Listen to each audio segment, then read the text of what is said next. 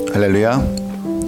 저는 오늘 우리에게 주신 이 누가복음 5장 1절로 11절 말씀을 가지고 기쁨의 영성이라고 하는 그러한 제목으로 말씀을 나눌 때에 도대체 무엇이 깊어야 되는지, 무엇이 깊은 영성이 되어야 되는지 우리 깊이 묵상하시면서 오늘 이 말씀이 이제 세 번째 주일을 맞는 2018년도 세 번째 주일을 맞는 우리들에게 필요한 말씀으로 주시기를 간절히 원합니다.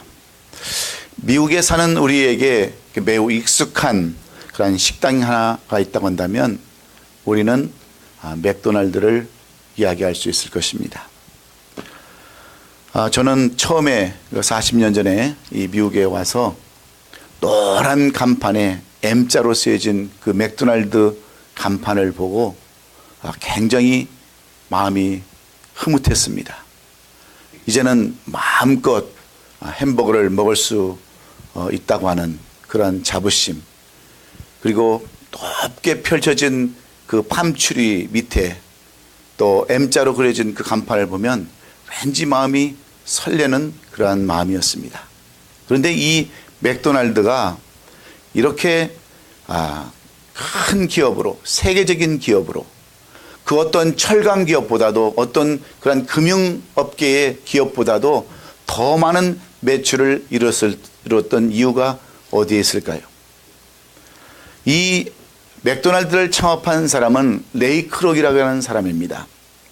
이 사람은 1954년 저 리버사이드에 조그마한 햄버거 가게를 운영하던 그 맥도날드 형제를 만나서 그들에게 이 맥도날드 프랜차이즈 그 권리를 획득해 가지고 억만장자가 되었습니다.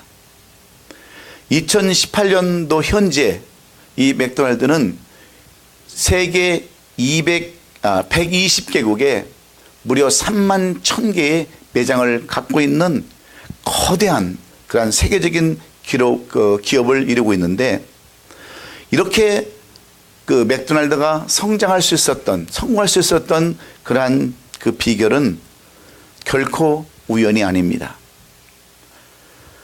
이 1902년도에 시카고에서 태어난 이 레이 크록은 그의 나이 52세에 이 사업을 시작했지만 1984년 심장마비로 그가 82세에 생활을 마감할 때까지 그의 경영 철학은 정말 남달랐습니다. 한 번은 그의 직원이 그 상대방 경쟁 업체인 햄버거 샵에 혹시 스파이를 한번 보내서 저들이 왜 저렇게 햄버거를 잘 파는지 알아봐야 되지 않겠느냐, 그렇게 물어봤을 때 레이 크록은 이렇게 얘기를 했습니다. 굳이 스파이를 심을 필요가 뭐가 있겠는가? 경쟁업체의 비밀을 알아내려면 그들의 쓰레기통을 뒤지면 안다라고 하면서, 그리고 실제로 그런 새벽 2시에 나가서 상대방 경쟁업체의 쓰레기통을 뒤지기 시작했습니다. 전날 고기를 몇 상자를 사왔는지, 그리고 얼마나 썼는지 그것을 살핀 것이 한두 번이 아닙니다. 뿐만 아니라 소고기 1파운드를 가지고 햄버거 패리를 얼마나 만들어야 하는지를 끊임없이 연구하고 개발해서 전 세계 상징적인 브랜드 회사를 남기게 된 것입니다. 그리고 그는 이렇게 유명한 말을 남기기도 했습니다. 콜럼버스는 미 대륙을 발견했고 제퍼슨은 미국을 세웠으며 레이 크록은 미국을 맥도날드화했다라고 하는 유명한 말도 남기기도 했습니다. 사랑하는 성도 여러분, 이 레이 크록이라는 사람은 많이 배운 사람도 아닙니다. 집안이 좋은 사람도 아닙니다. 기껏해야 종이컵을 팔아야 했던 세일즈맨이었고 믹서기를 팔아야 하는 세일즈맨이었으며, 또한 이름도 없이 술집이나 바에 가서 이름도 없이 피아노를 쳤던 피아니스트에 불과했던 사람입니다. 그런데도 불구하고 그가 이렇게 거대한 기업을 세울 수 있었던 그 성공의 비결이 어디에 있을까요? 그것은 남들이 전혀 생각하지 못했던 쓰레기통 속에서의 성공의 비밀을 얻을 수가 있었던 그 사람만의 남다른 깊이가 있었기 때문입니다. 그런데 오늘 이 본문에 나오는 베드로도 똑같습니다. 오늘 본문에 나오는 베드로는 어부입니다. 배운 것도 없고 가진 것도 없고 그저 하루하루 고기를 잡아서 먹고 사는 평범한 어부에 불과한 사람입니다. 그런데 오늘 본문에 보면 이러한 베드로가 엄청난 고기를 잡아서 그물이 찢을 정도로 많아서 다른 배를 불러 그 배를 채웠다라고 성경은 기록하고 있습니다. 뿐만 아니라 이 일로 인해서 자기의 형제들도 깜짝 놀라고 많은 사람들이 이 일로 인하여 놀랐다라고 성경은 그렇게 기록해 놓았습니다. 그러면 이러한 베드로가 이렇게 기적과 이적을 체험하고 그리고 주님의 제자로서의 삶을 살 수 있었던 그 이유가 무엇일까요? 사람은 다 성공하기를 원합니다. 실패하기를 원하는 사람 우리 가운데 한 사람도 없습니다. 다 무언가를 이루기를 원합니다. 그러나 여러분, 노력한다고 해서 다 이루어지는 것도 아닙니다. 꿈만 가진다고 해서 되는 것도 아닙니다. 물론 노력도 해야죠. 그리고 꿈도 가져야죠. 그러나 더 중요한 것은 깊이입니다. 그래서 예수님은 오늘 본문에서 밤새 고기 한 마리 잡지 못했던 베드로를 향하여 뭐라고 말씀합니까? 깊은 데로 가서 그물을 내려 고기를 잡으라 하고 깊은 곳을 말씀해 주고 있습니다. 이 말씀은 우리가 생각하고 있는 물속의 깊이를 의미하는 것이 아닙니다. 우리는 이 말씀을 지금까지 수백 번도 더 들었습니다. 많은 목사님들이 이 설교 안 해본 목사님이 한 사람도 없습니다. 그러나 오늘 우리는 이 깊음의 영성이 무엇인가? 왜 예수님께서 베드로에게 그 깊은 곳에 그물을 내려서 고기를 잡으라고 말씀하셨는가?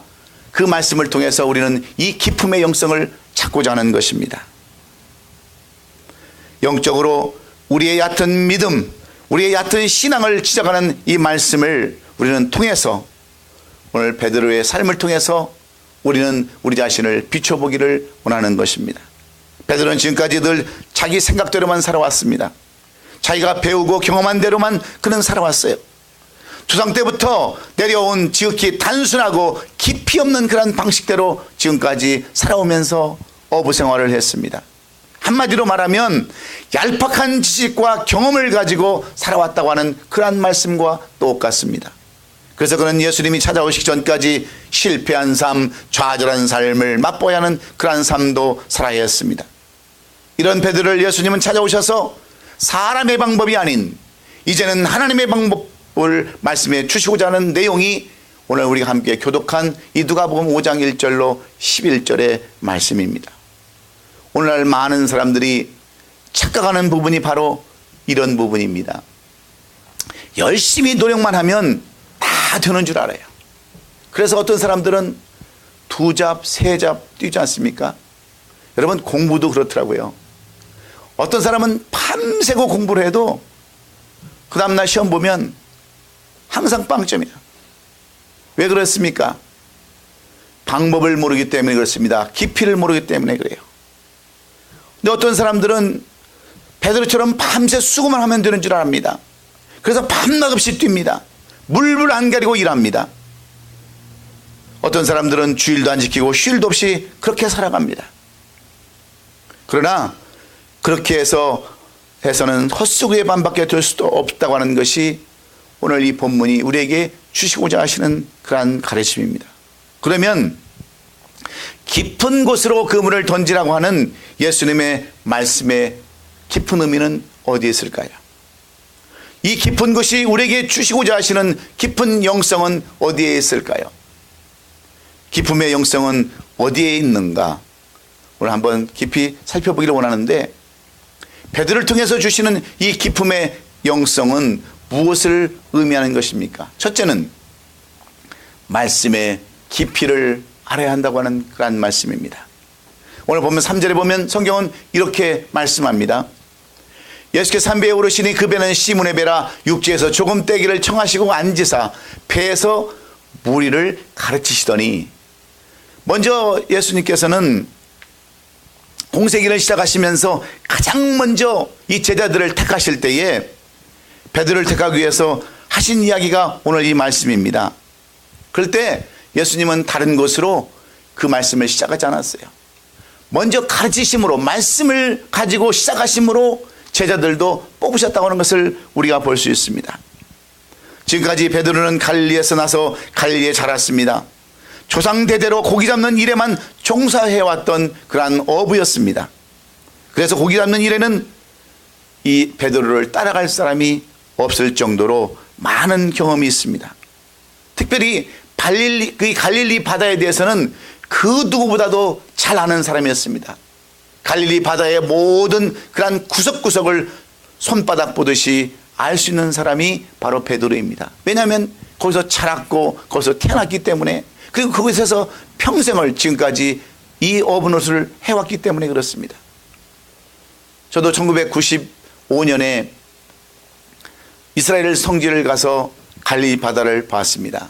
물이 엄청 찹니다. 그런데 그 왜 물이 차느냐? 저 북쪽에 있는 헐몬산에 만년설에서 녹아내리는 그 물이 바로 갈릴리 바다를 채우기 때문에 물이 엄청 차갑습니다. 그래서 거기서 빠지면 심장마비 걸리게 딱 맞아요. 그리고 고기들은 전부 다 어디에 사느냐면 깊은 곳에 살지 않습니다. 다 낮은 곳에 살아서 거기에 가보면 머리가 좋은 유대인들이 베드로 고기 식당이라는 식당을 만들어 놓고 1인분에 20불씩 식당을 하고 있어요. 거기서 고기를 잡아서 베드로 고기라고 하는 이름으로 고기를 팔고 있습니다. 그런데 이 베드로는 그 지역을 누구보다도 잘 알고 있습니다.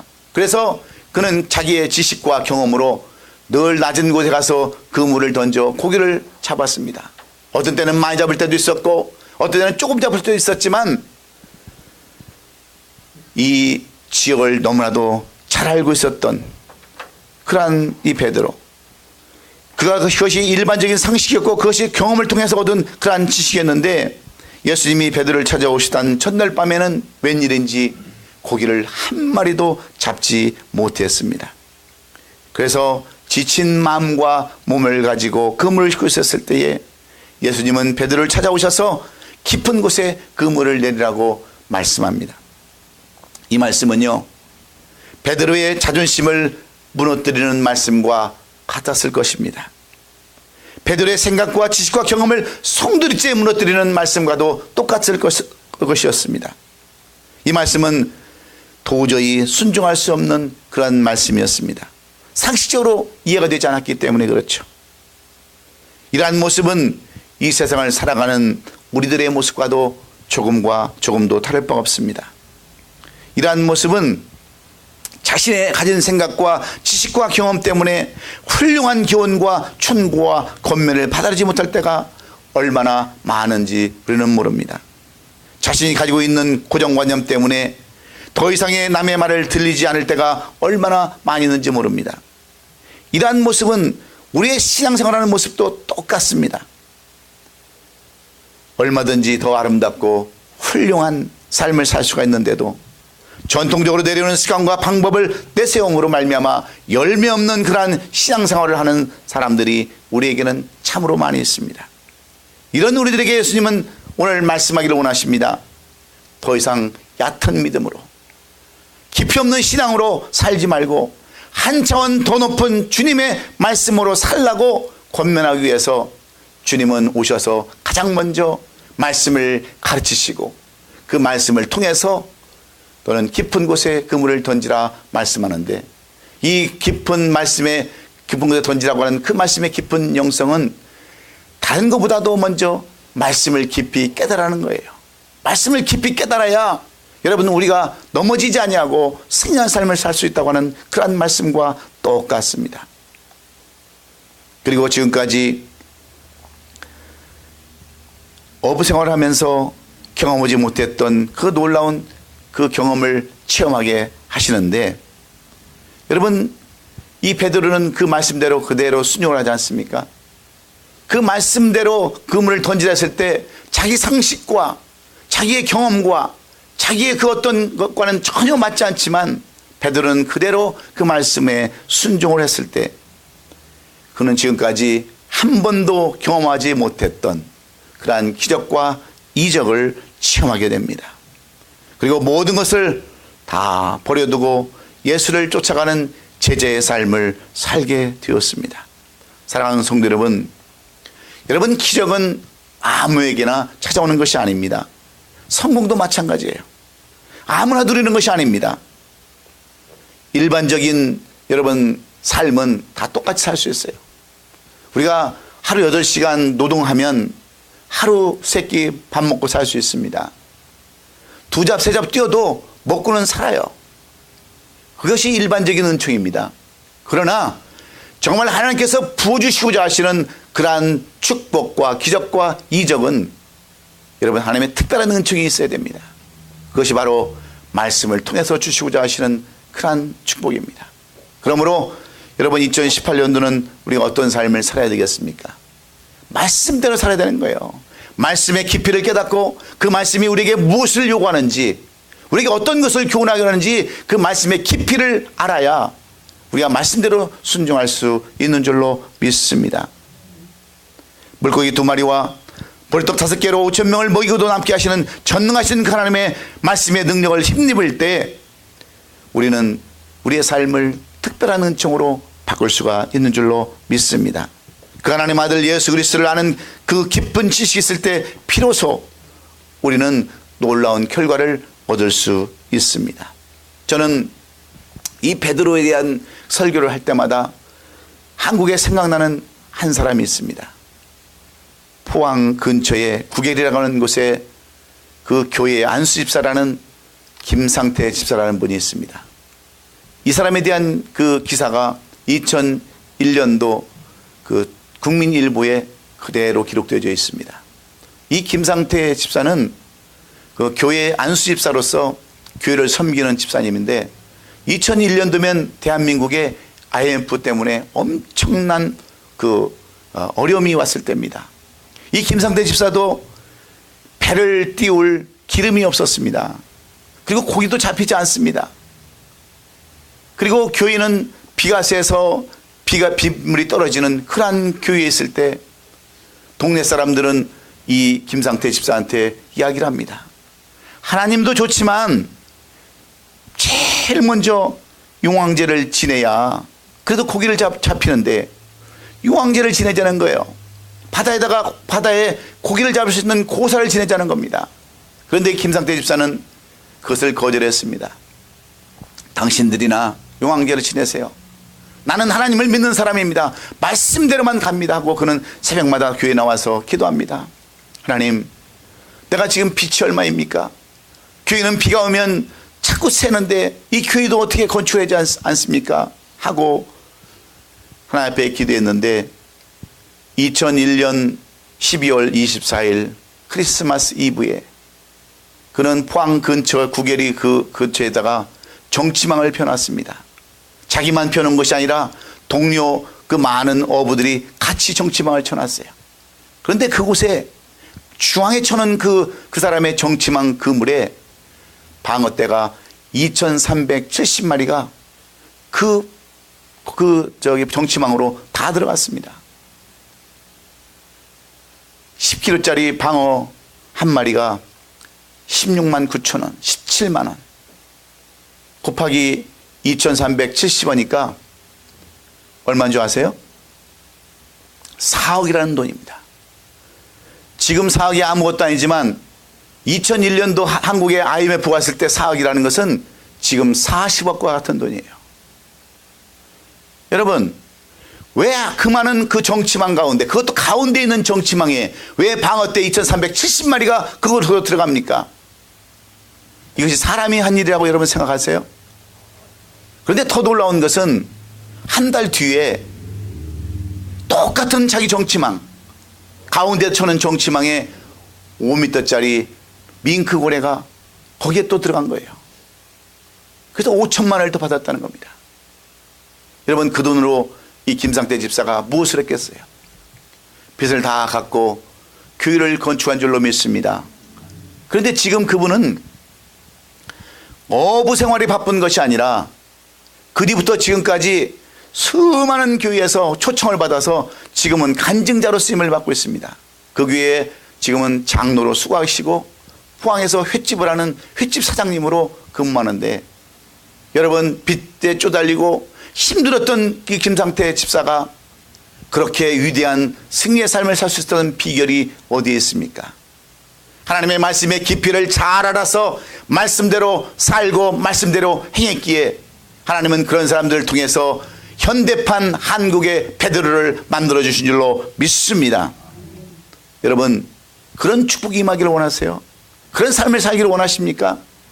그렇다면 이 말씀의 깊은 영성을 깨달아서 말씀대로 살고 말씀대로 순종하는 우리 아름다운 교회 성도들이 될 수 있기를 예수님의 이름으로 축원합니다. 두 번째로, 오늘 이 말씀을 통해서 주시는 깊은 영성의 두 번째는 깊은 회개의 고백이 있어야 한다고 하는 말씀입니다. 8절에 기록된 말씀을 살펴보면, 시몬 베드로가 이를 보고 예수의 무릎 아래 엎드려 이르되 주여 나를 떠나소서 나는 죄인이로소이다, 이렇게 고백합니다. 여러분, 하나님은 어떤 사람을 축복하시고 은혜를 베풀어 주십니까? 자신의 죄를 깨닫고 회개하는 사람입니다. 돌이키며 성결케 하는 사람을 하나님은 반드시 사용하십니다. 베드로는 깊은 데로 그물을 던지라고 하는 예수님의 말씀을 듣고 처음에 얼마나 예수님이 원망스럽겠습니까? 처음 보는 사람이 이래라 저래라 하실 때 얼마나 판단도 했겠습니까? 그래서 예수님을 처음 부를 때는 그 호칭이 선생님이었습니다. 당시에 가장 흔한 호칭이 바로 선생님이었어요. 그럼에도 베드로는 예수님의 말씀에 순종하였습니다. 5절에 보니까 시몬이 대답하여 이르되 선생님, 우리들이 밤이 새도록 수고했을 때 잡은 것이 없지만은 말씀에 의지하여 내가 그물을 내리니이다. 내가 상식적으로는 이해가 되지 아니하고 당신이 처음 보는 사람이라 무슨 말을 하는지 내가 잘 모르겠지만 그래도 그 말씀에 내가 순종하겠습니다고 하는 그 순종의 모습을 보여주고 있습니다. 그랬을 때 예상 밖으로 엄청난 기적과 이적을 경험하게 됩니다. 일평생 체험해보지 못했던 그런 경험을 합니다. 그런데 놀라운 사실은 이러한 베드로가 자신의 죄를 되돌아보며 깊은 회개의 고백을 했다고 하는 것이 오늘 본문이 우리에게 주시고자 하시는 핵심의 말씀입니다. 그는 이런 기적을 보여주신 예수님의 발 앞에 엎드려서 주여 나를 떠나소서 나는 죄인으로소이다 하는 사죄의 고백을 드립니다. 이런 고백은 여러분 쉽지 않은 고백입니다. 어려운 고백입니다.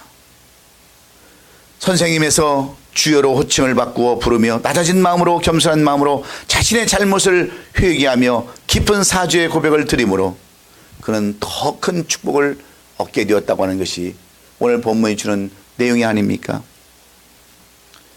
여러분, 회개에도 그래서 진심에서 우러나오는 회개가 있고 대충 건성으로 하는 얕은 회개가 있습니다. 그런데 이 베드로는 어떻습니까?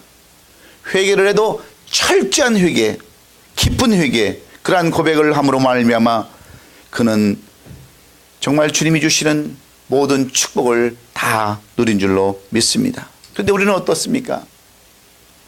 우리가 2018년도를 시작하면서 여러분에게 누누이 강조한 것이 그겁니다. 우리가 무거운 거 있으면 다 내려놓고 갑시다.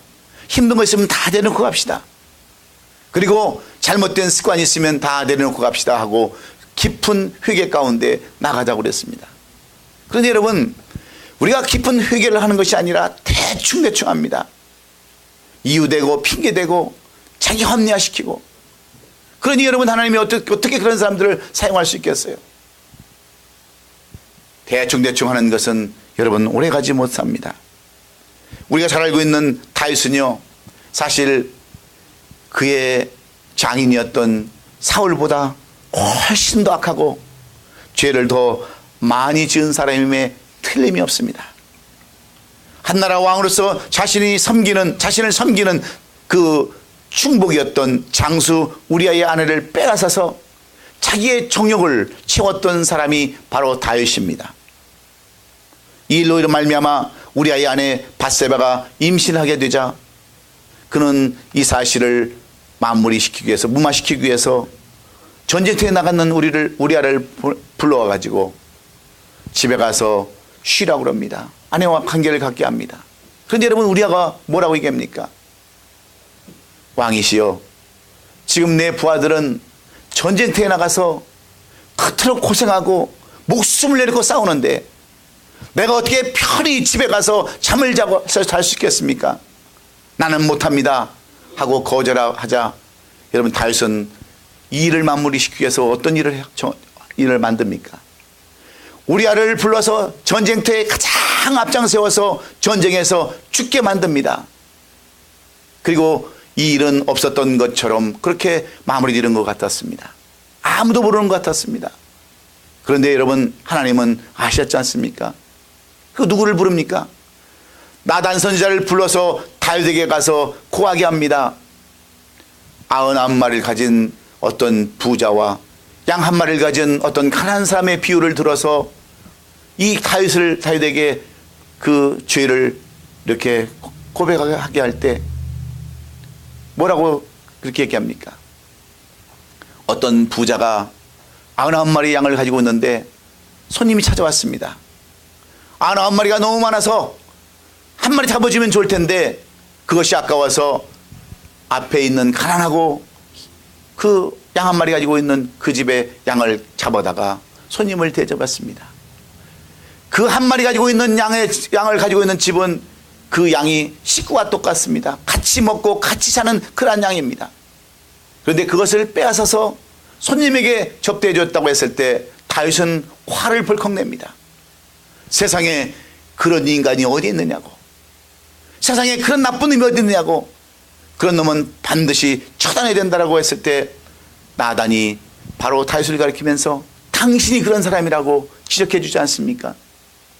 여러분, 그러면 다윗은 자존심 있는 사람입니다. 한나라의 임금입니다. 여러분, 왕이 옛날에는 수없이 많은 그 아내를 거느리는 사람들 아닙니까? 솔로몬만 해도 1000명의 후궁을 두는 그러한 사람인데 그까짓 것 아내를 하나 더 얻었다라고 왕이 무슨 죄가 되겠어요? 무슨 허물이 되겠어요? 그러나 다윗은 왕이 이전에 하나님의 사람이었습니다. 그래서 나단 선지자가 지적했을 때 그는 이유되지 않았어요. 변명하지 않았습니다. 자기 합리하지 않았어요. 그 자리에 엎드려서 하나님 앞에 간구하고 회개했을 때 하나님은 다윗을 버리지 않았습니다. 오히려 그를 내 마음에 합한 자라고 부르시면서 이스라엘을 통일시키고 태평성대를 이루게 하셨던 것을 우리는 볼 수 있습니다. 그렇습니다. 깊은 회개의 기도는 하늘 문을 여는 열쇠이기에 여러분들이 2018년도를 끝까지 성공하시려면 먼저 깊은 회개 가운데 버릴 것 다 버리시고 주님 앞에 회개할 것 회개하시고 가벼운 마음으로 가벼운 발걸음으로 나갈 때에 여러분, 하나님은 여러분에게 놀라운 그런 축복의 열쇠를 허락해 주실 줄로 믿습니다. 이사야처럼 느헤미야처럼 깊은 회개의 기도가 하나님의 마음을 감동시키고 위대한 역사를 이루게 하시기 때문에 그렇습니다. 사랑하는 성도 여러분, 이제 2018년도 3주째를 맞이하는 우리가 베드로처럼 인생이 변하고 삶이 변하는 놀라운 계기가 되려면 우리는 무엇보다도 깊은 회개 가운데 나의 잘못을 뒤돌아보면서 이유되지 말고 핑계대지 말고 합리화시키지 말고 깊은 회개 가운데 나아감으로 말미암아 하나님을 감동시키는 저와 여러분 될 수 있기를 주의 이름으로 축원합니다. 영국의 정치가 글래드스톤은 영국이 당면한 최대의 위기가 무엇이냐고 물어봤을 때 그는 다른 것을 이야기하지 않았습니다. 영국이 처한 가장 최대의 위기는 바로 사람에게 죄의식의 결핍이라고 그랬습니다. 영국 사람들이 가장 지금 결핍되어 있는 것은 죄의식이 없다고 하는 거예요. 그래서 나라가 힘들고 어렵다고 하는 것을 말씀해 주었습니다. 파스칼이라는 사람은 사람에게는 자신을 의인으로 여기는 죄인과 죄인으로 여기는 의인이 있다고 그랬습니다. 무엇 때문입니까? 회개의 차이 때문에 그래요. 회개가 있는 사람이 의인이요 회개가 없는 사람은 죄인임을 분명하게 말씀하고 있는데 우리는 얼마나 어리석은 삶을 살아가고 있습니까? 어떤 엑스레이 기사가 소화불량 때문에 유사진을 찍었습니다. 평소에 너무나도 긴장했기 때문에 금세 잊어버리고 또 근무를 시작합니다. 이튿날 여전히 출근해서 전날 사진들을 다 정리하는 과정에서 보니까 어떤 엑스레이 사진에 보니까 암이 다 파져 있는 사진이 발견되는 거예요. 그래서 그는 이렇게 경험합니다. 지독한 암에 걸렸군. 그러면서 끝냈는데 그 사진은 다름 아닌 자신의 사진이었고 그는 며칠 있다가 세상을 떠났습니다. 여러분, 이런 모습이 바로 저희들 모습 아닙니까? 죄를 가지고 있으면서도 죄가 있는지 없는지도 모르는 그러한 삶을 살아가는 그 어리석은 그러한 사람들의 모습. 현대인의 죄대우기는 죄의식의 결핍에 있습니다. 죄를 깨닫지 못하고 사는 어리석음에 있습니다. 성도덕은 여러분 말할 필요도 없습니다. 그리고 서로를 배신하는 행위는 이 세를 썩게 만들고 있습니다. 돈 많은 사람들의 갑질 행위는 이미 말할 수 없을 정도로 많이 있습니다. 이런 더러운 죄악을 회개하지 않고는 진정한 평안을 얻을 수가 없습니다. 그래서 신앙생활에서 가장 중요한 문제는 죄를 회개하는 데 있는 거예요. 죄 없이는 여러분 죄를 가지고는 절대로 주님 앞에 갈 수 없기에 우리는 날마다 회개하는 삶, 고백하는 삶, 그러한 삶을 사셔서 2018년도 여러분이 원하고 바라는 모든 것들이 다 이루어질 수 있기를 주의 이름으로 축원합니다. 마지막으로 깊은 영성은 어디에 있는가? 베드로에게 주시고자 하시는 이 말씀의 깊은 영성은 어디에 있는가? 깊은 순종과 결단이 있어야 한다고 하는 말씀입니다. 11절의 말씀에 보면 그들이 배를 육지에 대고 모든 것을 버려두고 예수를 쫓으니라 말씀합니다. 베드로는 이런 기적을 통하여 한 가지 깨달은 것이 있습니다. 그것은 지금까지 깊이 없는 삶을 살아왔다고 하는 그러한 것입니다. 세상적인 얄팍한 지식 속에 묻혀서 약삭빠르게 살아왔다고 하는 것도 이 베드로는 깨달았습니다. 그러나 예수님을 알고 난 후부터 그는 이제라도 예수님의 깊으신 말씀이 있는 대로 살아간다는 것을 발견하고서 회개를 통하여 하나님 앞에 성결한 사람으로 거듭난 사람으로 태어납니다. 그때 예수님께서 이 베드로를 향해서 뭐라고 말씀합니까? 무서워 말라. 이제 후로는 내가 사람을 취하리라. 이제는 내가 너를 그냥 옛날 고기나 잡는 그런 업으로 만들지 아니하고 이제는 사람을 낚는 업으로 내 제자로 그리스도의 복음을 전하는 사람으로 이렇게 사용하겠다. 전도자의 삶으로 제자의 삶을 살게 하겠다라고 말씀했을 때 베드로는 미루지 않았습니다. 핑계대지 않았습니다. 자기를 합리화시키지 않았어요. 생각해 보겠습니다. 지금 때가 아닙니다. 나에게는 애들도 있고 장모도 있고 다 있는데 어떻게 내가 지금 바로 부르신다고 해서 갈 수 있습니까? 하고 미루지 않았어요. 저는 요즘 젊은 사람들 보면 특별히 젊은 요즘 결혼하는 사람들 보면은요 참 이해를 못하겠는 게 많습니다. 우리 애들도 결혼해서 남편이 있지만 전부 다 여자한테 다 따라가더라고요. 다 여자 말에 그냥 뭘 물어보면 먼저 우리 집사람한테 물어봐야 되는데요. 우리 집사람은 의논해야 되는데요. 요즘 애들은 다 그래요. 그래서 우리는 딸이 둘인데 다 결혼해서 사유들을 보면 정말 바보들 같아. 그냥 시키는 대로 다 해요. 저는 딸만 있는 것이 옛날에는 얼마나 서운하고 또 그랬는데 우리 손장로님을 보면서 위로를 얻어요. 우리 손장로님은 분명히 그럴 거야. 우리 집사람한테 물어봐야 되는데 이제 물어보면 항상 사유들은 항상 아들들은 여자한테 며느리한테 항상 뺏기는 거야. 요즘 그런 삶을 살아가고 있는 삶이 우리들의 현실입니다. 왜 그래요? 결단이 약해서 그렇습니다. 모든 사람들이 결단이 약합니다. 어제 다짐한 것도 다 못 지킵니다. 그것은 결단이 깊지 못하기 때문에 그렇습니다. 2018년도에는 이제는 술도 끊고 담배도 끊고 도박도 끊고 정말 신실한 삶을 살겠다라고 다짐해 놓고도 다 작심삼일입니다. 왜 그런지 아십니까?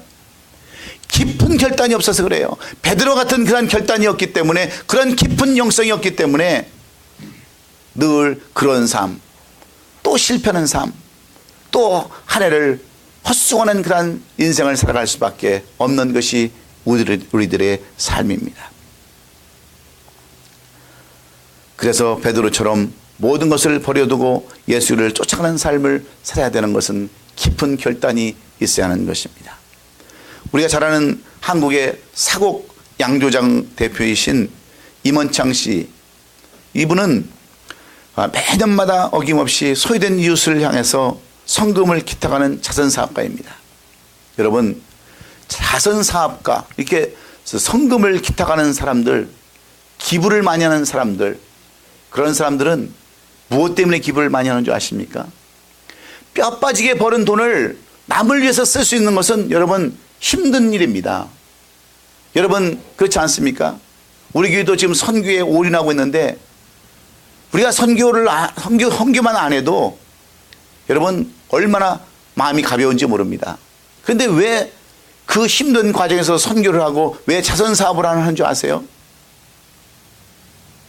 무엇 때문인 줄 아세요? 깊은 결단이 있어야 하는 겁니다. 결단이 없으면 안 되는 거예요. 그런데 임원창 씨가 이런 말을 했습니다. 사람은 일생 동안 책을 3권을 쓰는데 제1권은 과거라는 이름의 책이고, 이 책은 이미 집필이 완료되어서 책장에 꽂혀있는 책입니다. 제2권은 현재라는 이름의 책입니다. 이 책은 지금의 몸짓과 언어 하나하나가 그대로 기록되는 책입니다. 제3권은 미래라는 이름의 책입니다.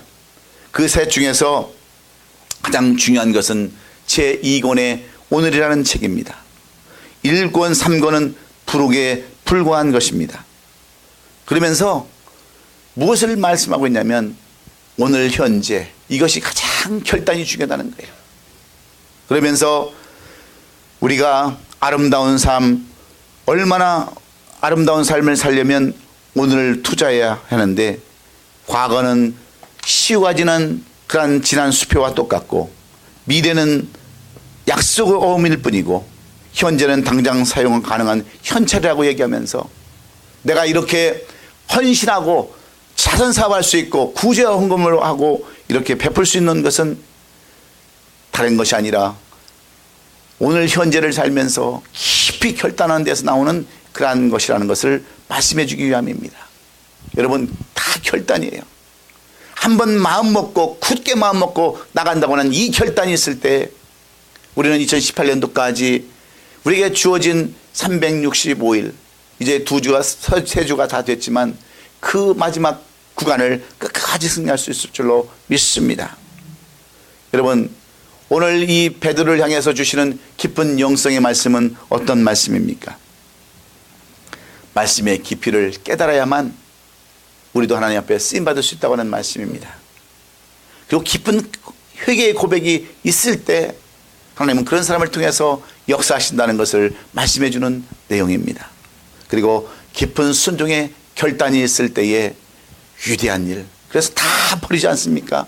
친척, 아비, 자식, 모든 집, 그물과 패까지 다 버리는 그러한 결단이 있었을 때 베드로를 통하여 하나님은 위대한 일을 감당하시고 예수님의 수제자로서 쓰임받고 성경에 그 증인으로 증거되는 역사를 남길 수가 있었습니다. 사랑하는 성도 여러분, 베드로같이 그러한 기적을 맛보고 그러한 이적을 맛보고 쓰임받는 여러분들이 되기를 원하십니까? 우리에게 요구하시는 주님의 깊은 영성은 어떤 것에 있습니까? 말씀입니다. 그리고 회개입니다. 그리고 순종의 결단입니다. 이런 삶을 사셔서 여러분도 간증자가 될 수 있기를 예수님의 이름으로 축원합니다. 기도하겠습니다. 고마우신